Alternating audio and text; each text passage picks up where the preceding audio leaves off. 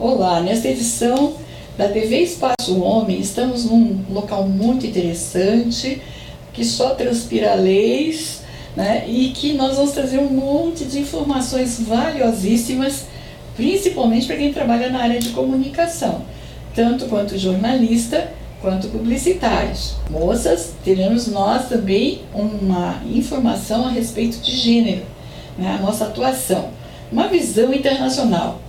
Vamos entrevistar então hoje o Dr. Carlos Daniel Gomes Toni. Ele é sócio do Dr. Kiyomori Mori, que também é jornalista e advogado. A especialização do escritório está em torno de atendimento à área da comunicação. As informações são muito importantes, inclusive em relação à questão de gênero feminino e as abordagens também do que estão ocorrendo com jornalistas, tanto no aspecto de assédio judicial, assédio processual e outros tipos de assédios que estão ocorrendo também na área de direito trabalhista. Muito obrigada por nos receber, Dr. Carlos Daniel, e deixamos então seus cumprimentos aos internautas. Olá, internautas. É um prazer a gente poder ajudar, tirando dúvidas, trocando experiências um pouco sobre a visão jurídica dessas profissões aí tão nobres, tão bonitas como jornalista, publicitário. Vamos ouvir aí quais são as perguntas que vocês têm para nos falar. Dr. Carlos Daniel, o senhor possui uma formação no campo do direito e é muito apaixonado pelo que faz. Então conte-nos um pouco assim como se deu essa escolha dessa profissão e como é que iniciou essa sociedade entre o senhor e o Dr. Kiyomori Mori.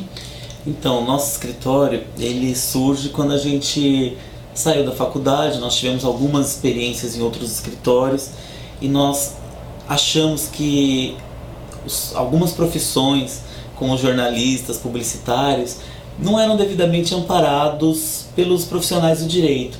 Então a gente resolveu abrir um escritório que era mais voltado para as necessidades específicas desses profissionais, seja nas situações cotidianas que eles enfrentam e também nas situações de mercado de trabalho, que tem a ver com direito trabalhista ou com direitos autorais ou com outros direitos personalíssimos, muitas vezes em que os profissionais da comunicação são questionados, né? A gente já viu casos de calúnia, direito de resposta. Então a gente procurou fazer um escritório que tivesse um nicho específico com esses profissionais e com as demandas jurídicas dele. Neste caso, o que mais prevalece são os direitos trabalhistas então vamos pensar assim nos profissionais de comunicação que estão em regime de CLT, ou também no caso de empreendedores, assim, microempresas de comunicação. O que prevalece? Então, é muito importante essa pergunta, porque se a gente analisar do ponto de vista formal, as relações de trabalho para os jornalistas, elas têm há muito tempo sido terceirizadas no sentido de uma pejotização. Então muitos veículos de comunicação, muitos dos quais os maiores do país, passam a contratar de uns 10 anos para cá apenas jornalistas que abram suas empresas. Nós entendemos, e felizmente o Judiciário Paulista tem entendido assim, como uma forma de fraude ao direito ao trabalhador, do trabalhador ao direito ao mercado formal de trabalho e os consequentes benefícios trabalhistas desse trabalhador, né, desse profissional. Então a gente observa que tem alguns veículos de comunicação que, de acordo com estudos do Sindicato dos Jornalistas, apenas 15% dos profissionais são seletistas.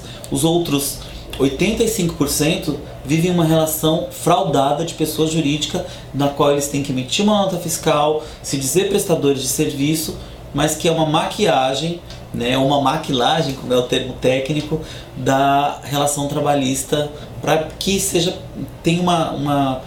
O que a empresa busca com isso, né? Em muitos casos, ela busca ter uma economia, né, que a gente chama de uma elisão trabalhista ilícita, não é lícita. Neste caso, quando a pessoa presta o serviço objetivamente só aquele fornecedor, ela cria o vínculo trabalhista igual? Então, a lei trabalhista, o artigo 2º da CLT, ele não fala nem da exclusividade. Ele fala de 4 elementos que vão garantir com que a gente possa levar ao Poder Judiciário a possibilidade de que seja convertido a relação PJ em uma relação trabalhista.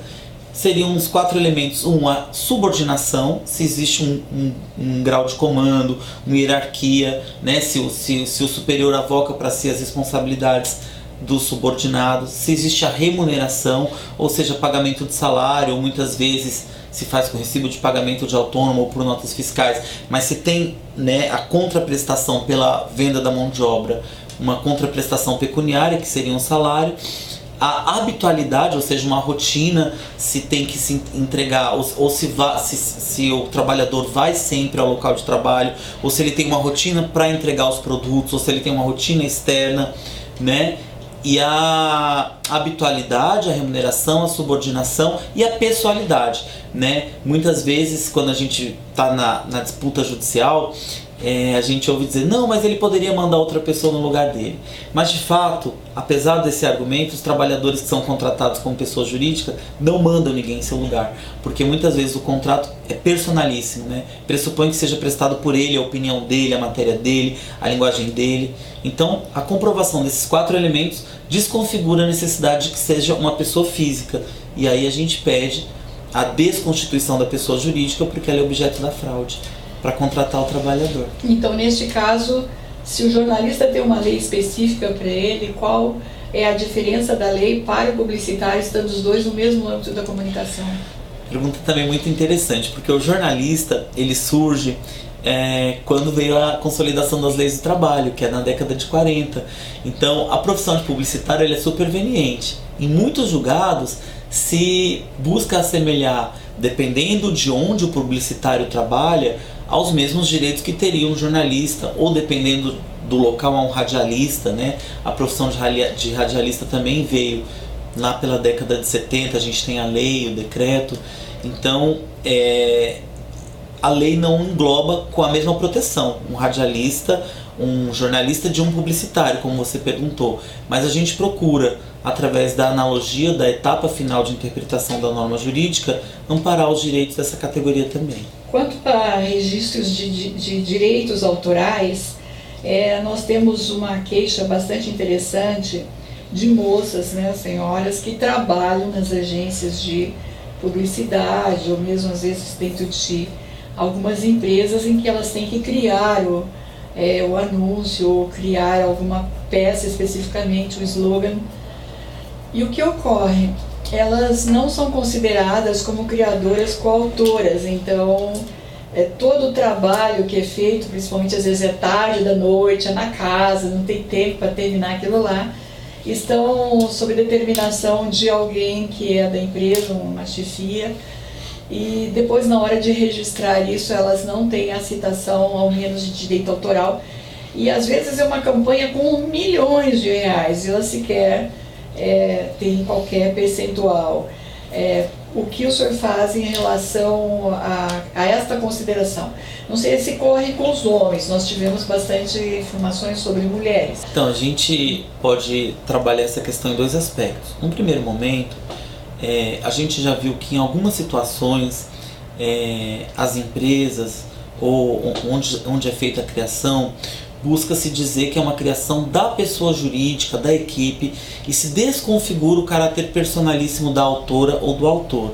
Então, em algumas situações, nós temos uma oposição de interesses entre um veículo de comunicação, por exemplo, e aqueles jornalistas ou radialistas ou profissionais que criaram determinada ideia, determinada obra, né? Então, neste sentido, a gente, é claro, busca a interpretação de que são direitos personalíssimos, que são direitos que não podem ser suscetíveis de cessão gratuita. A cessão no primeiro momento ela tem que ser onerosa, né? E mais, a ideia da coautoria ela é uma ideia amparada na lei. A Lei 9.610 de 96 ela fala exatamente da coautoria, quais são as participações. Infelizmente, alguns dos profissionais, por exemplo, se você monta uma matéria em que tem a arte, em alguns casos, o profissional que faz a diagramação ou a editoria de arte, ele é excluído dessa autoria. E, na verdade, ele é um dos coautores. Então, nestes casos, infelizmente, só por meio do direito, por meio de um advogado, de um processo, é que se consegue corrigir. O outro ponto que você nos pergunta é especificamente sobre o gênero feminino, né? O que acontece né, você coloca uma situação em que as mulheres são vítimas de um determinado tipo de machismo, né? Ou seja, de que seja negado o papel da mulher no processo criatório para que a ideia seja atribuída a outrem, na maioria dos casos, inclusive homem. A gente não tem estatística sobre a ocorrência desse fenômeno, mas nós acreditamos que ele existe. Nós temos casos de jornalistas mulheres que foram e que tiveram um processo de criação, a sua contribuição, que é evidente, é patente, negada no processo coletivo, ou mesmo em razão de um outro, e muitas vezes homem, que se apropria da criação feminina e passa a dizer, não, a ideia é minha, né, e a mulher é anulada neste processo. Apesar de nós não termos uma estatística para poder falar, a gente tem o contexto social, em que, né, um país em que é conhecido pelo seu machismo, a nossa realidade, não apenas na negação do direito autoral da mulher, mas muitas vezes na negação do direito à vida. As mulheres são mortas a cada 2 horas, vítimas da violência doméstica, do direito à integridade do seu corpo. As mulheres são muitas vezes estupradas aqui no Brasil. Então a gente acha que os direitos autorais também têm um reflexo do machismo, sim. A pergunta é pertinente. Nós temos também uma outra situação em relação a direitos autorais, Dr. Carlos, no que se refere ao parasitismo propriamente dito, né? Que ele não é não é só um plágio, ele não é uma pirataria, ele é um parasitismo. O que se tem uma marca que ela acaba sendo forte, né, ou uma criação que traz todo um projeto num contexto, né, e isso vira praticamente assim uma filosofia, vamos por assim, tá? Só que é criado por um profissional, mulher, muitas vezes, como nós estamos colocando, que é o que mais vai estar acontecendo, nós estamos com casos assim bastante escabrosos ocorrendo, inclusive, né? Porque muitas vezes não fica só no campo do negócio, passa-se para a perseguição pessoal, para a violência física, moral, econômica, conforme o senhor está colocando. É uma anulação da mulher, né? Então, neste caso aqui, o parasitismo é uma situação que não está debatida no Brasil e tem que aproveitar os senhores como especialista, não é? Porque, veja bem, se trabalha uma marca, se trabalha, de repente, todo o conceito, se faz todo um movimento em torno né? E depois então multinacionais colocadas entre as gigantes do mundo vão lá e pega isso e põe a marca, por exemplo, um ambiente, você compreende? Para um local, para um evento que até distorce totalmente a situação, para um enriquecimento ilícito, como foi colocado aí por um grupo do Ministério Público Federal. Então eles têm a violação não só do direito autoral, a criação, a marca, a imagem, se apropriam da imagem da pessoa e vão para o enriquecimento ilícito. Como eles têm grandes corpos de advogados e acesso, muitas vezes, às áreas, digamos assim, de autoridades, e mulheres, como o senhor acabou de falar há pouco, não é muito acreditada pelo machismo, né? Então, o que o senhor sugere para nós? Os senhores têm um conhecimento e uma atuação na área do parasitismo também? Olha, este é um fenômeno que a gente observa como um dos, vamos dizer assim, uma das facetas da discriminação de gênero, né? A gente usou o termo machismo e também da discriminação de gênero, que é um termo mais utilizado pela lei. Mas é um fenômeno social. Nós sabemos que, fruto da negativa do direito autoral de muitas mulheres, nós temos corporações multinacionais, etc., que se apropriam, que criam, como você disse, verdadeiras filosofias em cima de trabalho de outrem, apropriação é mais do que o plágio, né? Como você mesma colocou. Mas a gente não tem aqui no escritório casos em que a gente consegue fazer a ligação com esse parasitismo aí de cunho internacional. Ainda não temos, mas a gente sabe que é algo que o direito deve se preocupar, deve se debruçar. Quem sabe, né, um dos próximos passos nossos aí. E não só isso também, eu creio que precisam as autoridades, digamos assim, se especializarem, né? Nós vamos fazer um acompanhamento de que a pessoa pega todo o CD com as provas todas e leva até a delegacia. E não foi feito nada, porque o delegado disse a ela assim: você está inventando um termo, né? Vai reclamar na ONU. Então, realmente, as Nações Unidas, e o senhor sabe melhor do que eu isso, tem a Organização Mundial da Propriedade Intelectual, não é? Inclusive eu tenho 2 cursos de formação lá também, em que eles tanto protegem não só o aspecto da marca, mas o direito autoral também, e todos os conexos. O direito conexo está também aliado ao parasitismo, ou estou errada? Está corretíssima, são direitos conexos e que são analisados sob um aspecto internacional, está correta. É uma definição mais dura do plágio, porque do plágio vem ganhos, lucros, todos ilegais e indevidos. E quando ele se torna uma rotina, o conceito não é mais um plágio, é mais um parasitismo, está correto. E também ele é um enriquecimento ilícito, porque ele está se apropriando da criação e da imagem de um profissional, é isso? Não só um enriquecimento ilícito, mas ele coloca, tem um efeito direto, que é o efeito do enriquecimento ilícito, mas ele tem um efeito indireto, né? O efeito indireto é inclusive a desvalorização do autor, a desvalorização de direitos que são próprios da pessoa física, são personalíssimos, que não podem ser cedidos, como eu já disse, de forma gratuita, e essa desvalorização, de modo indireto, ela acaba trazendo reflexos, inclusive, no processo de criação e de autoria de toda uma nação, como é o que acontece com a gente. E é vergonhoso internacionalmente quando tudo vem à tona, uma grande multinacional, que o direito internacional é mais pesado. Fica vergonhoso, né, saber que uma multinacional está explorando alguém dentro de um país como o nosso, os Marcel. Eu acredito, não sei qual que é a sua opinião, mas é por aí, não é? Comum, da mesma opinião que você. Então, doutor, no caso, o senhor também aqui no seu escritório participa com algumas entidades que o senhor falou, e eu fiquei muito contente de saber de uma delas. Então, o senhor poderia enumerar, assim, quais que são os trabalhos que os senhores fazem com grupos institucionais, em defesa de direitos humanos, direito de autores da área da comunicação? O senhor poderia explicar para nós? Então, a gente tem algumas parcerias com alguns sindicatos. Então, nós temos ações que são feitas em parcerias com o Sindicato dos Radialistas aqui de São Paulo, com o Sindicato dos Jornalistas. Nós também temos feito algumas parcerias. E nós temos, quando a gente se vê diante de situações de afronta à liberdade de expressão, a gente tem tido também experiências com algumas ONGs. Uma dessas parcerias que a gente tem é com o Artigo 19. Ela é uma ONG que ela tem sede inglesa e ela tem alguns trabalhos no escritório aqui no Brasil. Eles se preocupam muito com a liberdade de expressão, se preocupam com o direito à cidade, direito ao meio ambiente, e algumas dessas parcerias a gente tem trabalhado, feito sustentações, feito ações no que diz respeito à tutela desses interesses que são difusos e coletivos, mas que são necessários também serem assegurados no universo jurídico. Os senhores também trabalham com amicicure, pareceres, como que funciona? A gente procura fazer alguns trabalhos em parceria. O nome dessa parceria nas ações judiciais, algumas delas são amicicure. Sim, senhora. E pareceres no que diz respeito a uma ou outra situação colocada em concreto para que a gente se posicione. Nós fazemos uma opinião, né, jurídica, cotizando um pouco do que diz a lei, um pouco do que dizem as influências exógenas do direito, a jurisprudência, para meio que dar um caminho jurídico para determinadas situações.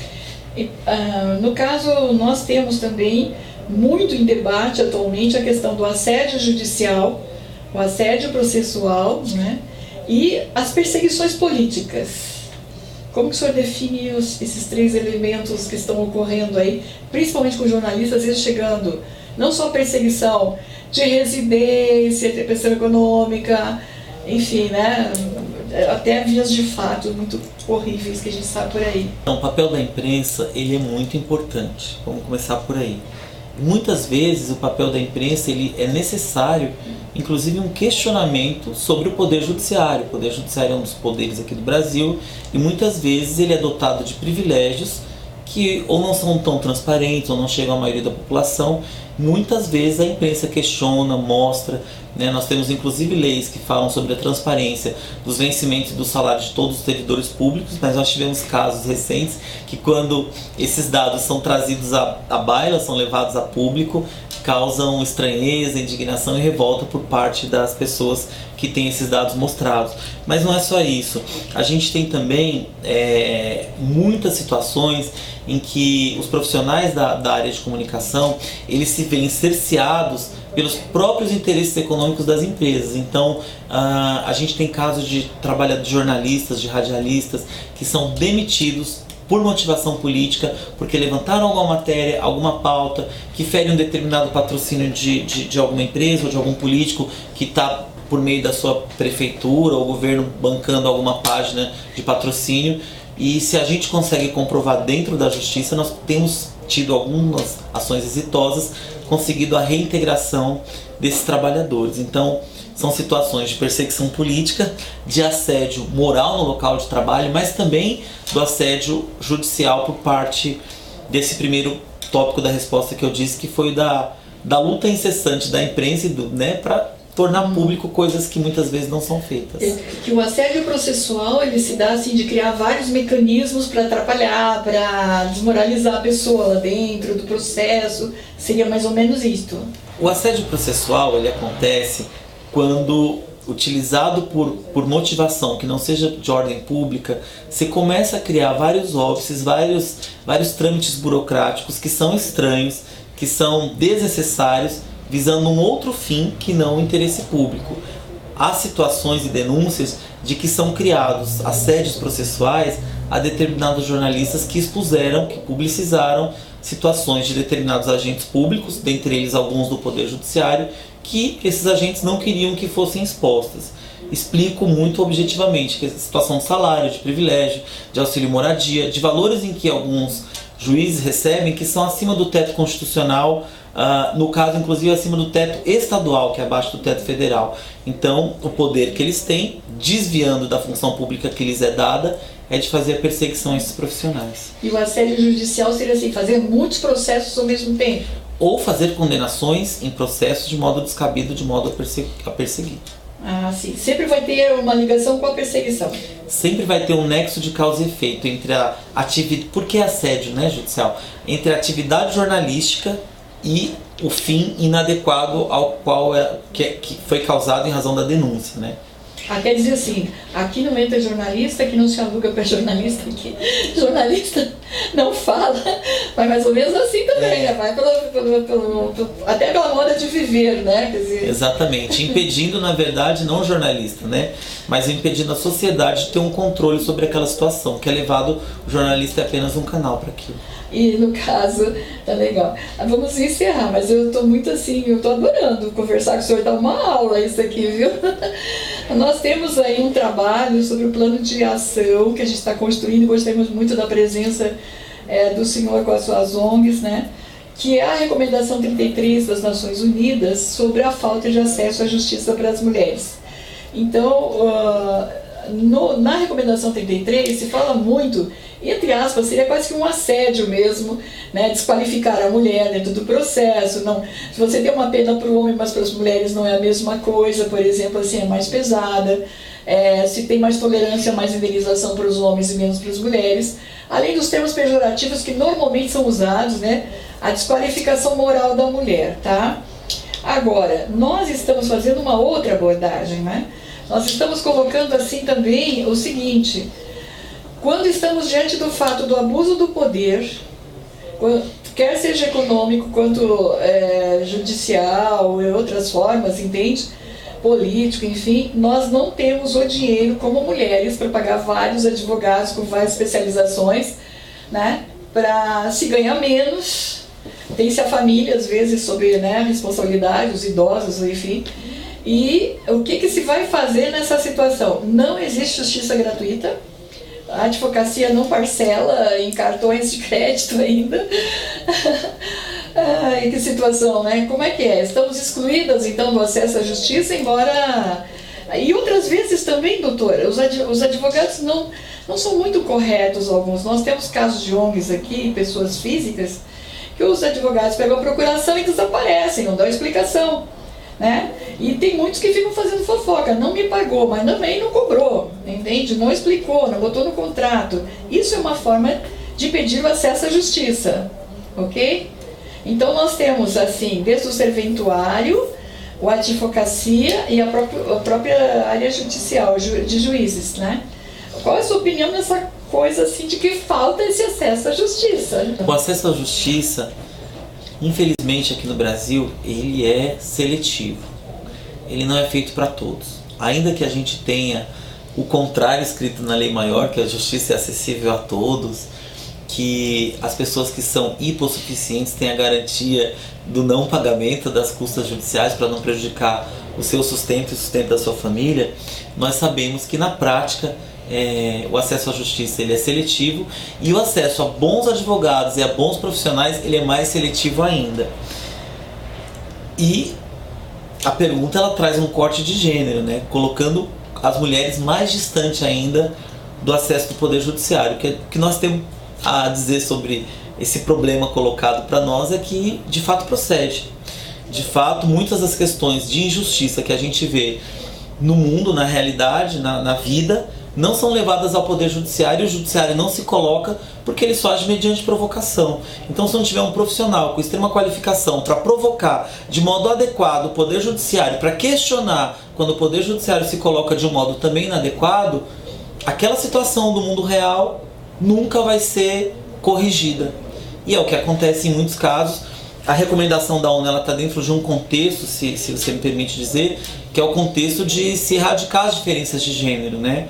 As diferenças de gênero elas não existem só no Brasil. Mundialmente a mulher ganha menos que o homem, a mulher tem a dupla jornada, tem uma série de situações de desigualdade social, que não são as diferenças, no caso dos gêneros, seus aspectos naturais de diferenças. São as desigualdades sociais. E a ONU coloca essas recomendações para que elas sejam acatadas pelos países membros, né, pelos cerca de 200 países membros.